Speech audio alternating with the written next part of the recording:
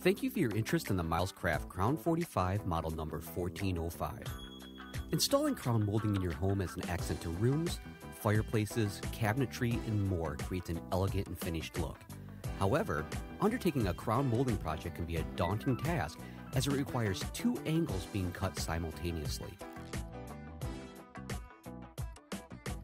Until now, cutting crown molding required the installer to use the upside down and backwards cutting method.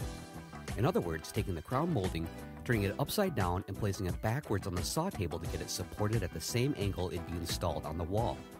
Now, while this method does create the compound angles needed, it also creates a great deal of confusion as left becomes right and up becomes down, and inevitably, a costly miscut will often occur for even the most experienced installer. To simplify cutting crown molding, Milescraft introduces the Crown45 cutting jig.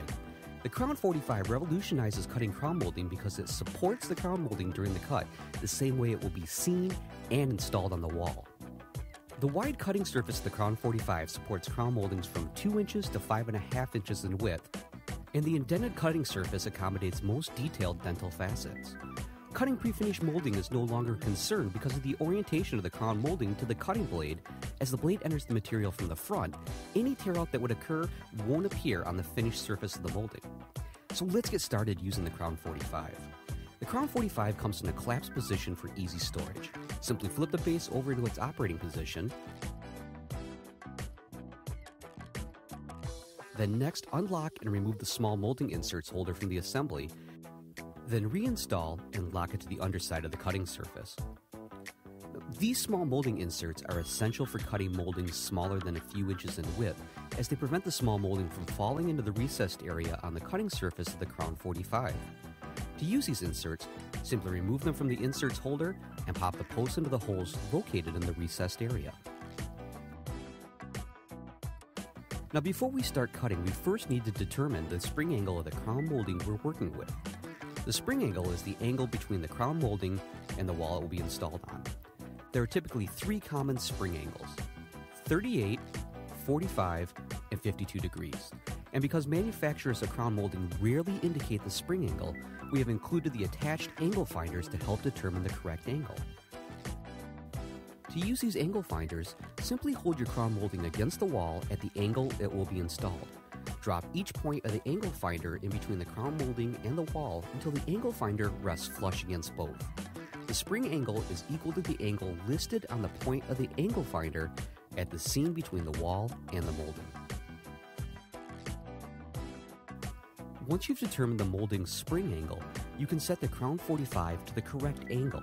This is done by lifting the cutting surface with one hand and adjusting the angle setter with the other hand until the tabs can be seen through the appropriate holes in the cutting surface. When the angle setter tabs are visible through the correct holes corresponding to your molding spring angle, rest the cutting surface on the angle setter. With the angle setter in place, you're now ready to cut crown molding using the Crown45. There are 2 types of cuts you'll have to consider: inside and outside corners. And for each type of corner, you'll have to cut a piece for both the left and the right sides. In general, to make these cuts, the blade of your miter saw will be set to half the overall angle of the corner you're installing crown molding on. So let's get started cutting an inside corner first.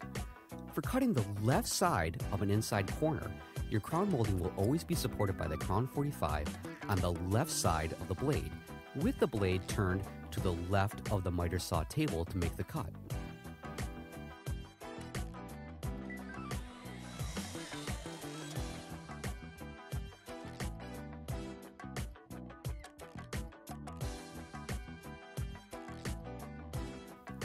For cutting the right side of an inside corner, your crown molding will again be supported by the Crown45, but this time it will be on the right side of the blade and with the blade turned to the right of the miter saw table to complete the miter joint.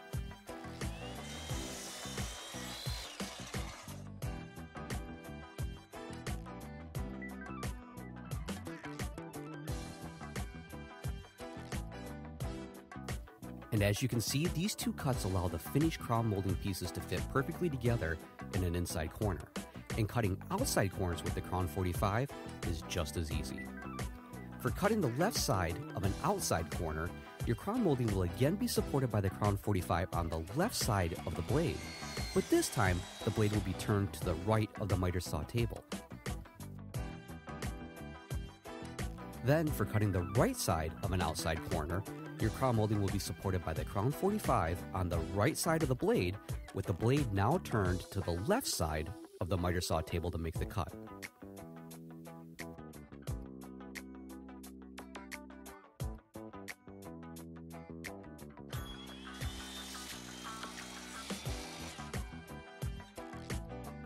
And as you can see, these two cuts allow the finished crown molding pieces to fit together perfectly around an outside corner.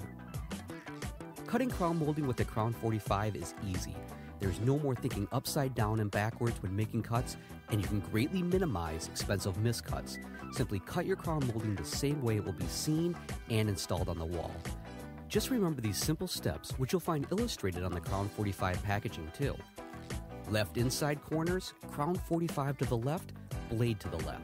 Right inside corners, Crown45 to the right, blade to the right. Left outside corners, Crown45 to the left, blade to the right. Right outside corners, Crown45 to the right, blade to the left. Once you remember these steps, you're on your way to making easy, accurate crown molding cuts every single time. For more information on crown molding installation projects, there's a wide variety of articles in woodworking magazines, books, and online.